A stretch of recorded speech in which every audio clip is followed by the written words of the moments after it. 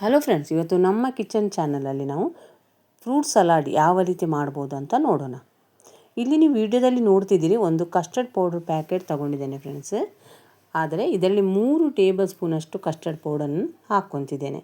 ಅಂದರೆ ನಾನು 1 ಲೀಟ್ರ್ ಹಾಲಿಂದ ಫ್ರೂಟ್ ಸಲಾಡ್ ಮಾಡ್ತಿದ್ದೇನೆ. ಅದಕ್ಕೆ 3 ಟೇಬಲ್ ಸ್ಪೂನಷ್ಟೇ ನೀವು ಕಸ್ಟರ್ಡ್ ಪೌಡ್ರ್ ಹಾಕ್ಕೊಂಡ್ರೆ ಸಾಕು ಫ್ರೆಂಡ್ಸ್. ಈ 3 ಟೇಬಲ್ ಸ್ಪೂನ್ ಕಸ್ಟರ್ಡ್ ಪೌಡ್ರ್ ಹಾಕ್ಕೊಂಡ್ಮೇಲೆ ಅದಕ್ಕೊಂದು ಸ್ವಲ್ಪ ನೀರು ಹಾಕಿ ಅದನ್ನೊಂದ್ಸಲ ಚೆನ್ನಾಗಿ ಕಲಸ್ಕೊಂಡು ಒಂದು ಕಡೆ ರೆಡಿ ಮಾಡಿ ಇಟ್ಕೋಬೇಕು ಫ್ರೆಂಡ್ಸ್. ಯಾರಾದರೂ ನಮ್ಮ ಕಿಚನ್ ಚಾನಲನ್ನು ಹೊಸದಾಗಿ ನೋಡಿದರೆ ಈ ಚಾನಲನ್ನು ಸಬ್ಸ್ಕ್ರೈಬ್ ಮಾಡ್ಕೊಳ್ಳಿ. ಬೆಲ್ಲೈಕನ್ ಆಲ್ ಸೆಟ್ ಮಾಡಿದರೆ ನಾನು ಮಾಡೋ ವಿಡಿಯೋ ನಿಮಗೆ ನೋಟಿಫಿಕೇಷನಲ್ಲಿ ಬಂದುಬಿಡುತ್ತೆ ಫ್ರೆಂಡ್ಸ್. ಈಗ ಇಲ್ಲಿ ಗ್ಯಾಸ್ ಮೇಲೆ 1 ಲೀಟ್ರ್ ಹಾಲನ್ನು ನಾನು ಕುದಿಯೋದಕ್ಕೆ ಇಟ್ಟಿದ್ದೇನೆ ಫ್ರೆಂಡ್ಸ್. ಇದಕ್ಕೆ ನಾನು ನೀರನ್ನೇನು ಸೇರಿಸ್ಕೊಂಡಿಲ್ಲ ಫ್ರೆಂಡ್ಸ್. ಈಗ ಹಾಲು ಕುದೀತಿರುವಾಗ ನಿಮಗೆ ಫ್ರೂಟ್ ಸಲಾಡ್ ಜಾಸ್ತಿ ಸ್ವೀಟ್ ಬೇಕಂದರೆ ಸಕ್ಕರೆ ಜಾಸ್ತಿ ಹಾಕೋರಿ. ನಾನೊಂದು 5 ರಿಂದ 6 ಚಮಚದಷ್ಟು ಸಕ್ಕರೆ ಹಾಕ್ಕೊತಿದ್ದೇನೆ ಫ್ರೆಂಡ್ಸ್.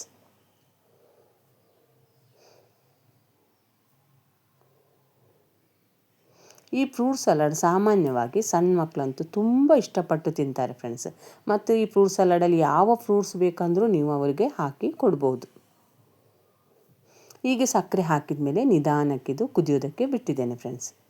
ಈಗ ಹಾಲು ಉಕ್ಕುವ ಟೈಮ್ನಲ್ಲಿ ಗ್ಯಾಸನ್ನು ಸಣ್ಣ ಉರಿಯಲ್ಲಿ ಇಟ್ಕೋಬೇಕು ಫ್ರೆಂಡ್ಸ್.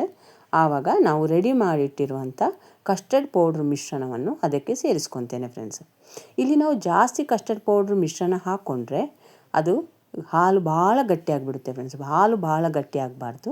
ಅದಕ್ಕೋಸ್ಕರ 1 ಲೀಟ್ರ್ ಹಾಲಿಗೆ 3 ಟೇಬಲ್ ಸ್ಪೂನ್ ಅಷ್ಟೇ ಕಸ್ಟರ್ಡ್ ಪೌಡ್ರ್ ಸಾಕು.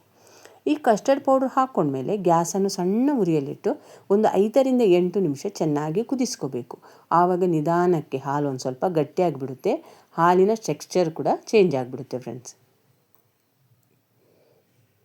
ಹೀಗೆ ತಿರುಗಿಸ್ತಾ ಹಾಲನ್ನು ಕುದಿಸ್ಕೋಬೇಕು.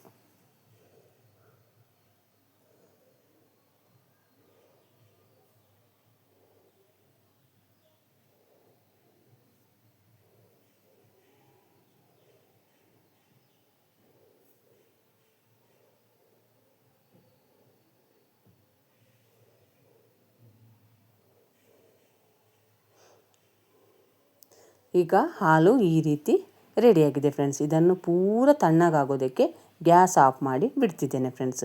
ಹಾಲು ಮಾತ್ರ ಒಂದು ಸ್ವಲ್ಪನೂ ಬೆಚ್ಚಗೆ ಇರಬಾರ್ದು. ಈಗ ಹಾಲು ಪೂರ ತಣ್ಣಗಾದಮೇಲೆ ನಾನು ಇಲ್ಲಿ ಒಂದು ಐಸ್ ಕ್ರೀಮ್ ಬಾಕ್ಸಲ್ಲಿ ಈ ಹಾಲನ್ನು ಹಾಕ್ಕೊತಿದ್ದೇನೆ. ಹಾಲು ಮಾತ್ರ ಬೆಚ್ಚಗಿಲ್ಲ ಫ್ರೆಂಡ್ಸ್, ಪೂರ ತಣ್ಣಗಾಗಿಬಿಟ್ಟಿದೆ. ಈಗ ನಿಮಗೆ ಯಾವ ಫ್ರೂಟ್ಸ್ ಬೇಕಂದ್ರೂ ಹಾಕ್ಕೋಬೋದು. ಆರೆಂಜ್ ಒಂದು ಬಿಟ್ಟು ಮತ್ತು ಯಾವ ಫ್ರೂಟ್ಸ್ ಬೇಕಂದ್ರೂ ಇದಕ್ಕೆ ಹಾಕ್ಕೋಬೋದು ಫ್ರೆಂಡ್ಸ್. ನಾನು ದ್ರಾಕ್ಷಿ, ಆ್ಯಪಲ್, ಬಾಳೆಹಣ್ಣನ್ನು ಹಾಕ್ಕೊತಿದ್ದೇನೆ. ಇದಕ್ಕೆ ನೀವು ಖರ್ಜೂರ ಬೇಕಂದ್ರೂ ಸಣ್ಣದಾಗಿ ಕಟ್ ಮಾಡಿ ಹಾಕ್ಕೋಬೋದು ಫ್ರೆಂಡ್ಸ್.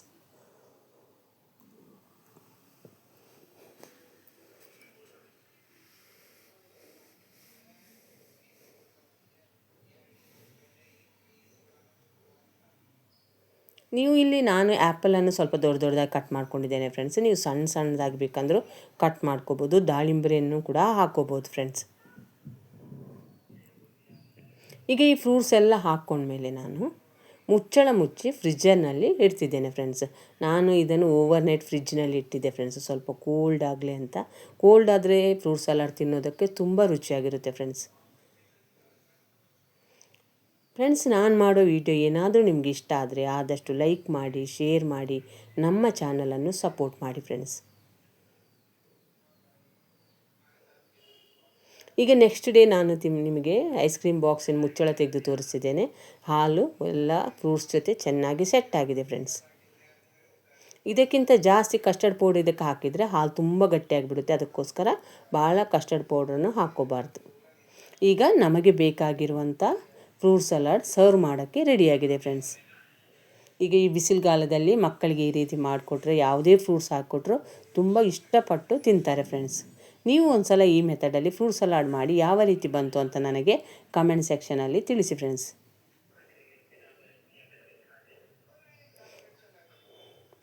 ಈ ವಿಡಿಯೋವನ್ನು ನೀವು ನೋಡಿದ್ದಕ್ಕೆ ನಿಮಗೆ ತುಂಬ ಧನ್ಯವಾದಗಳು ಫ್ರೆಂಡ್ಸ್.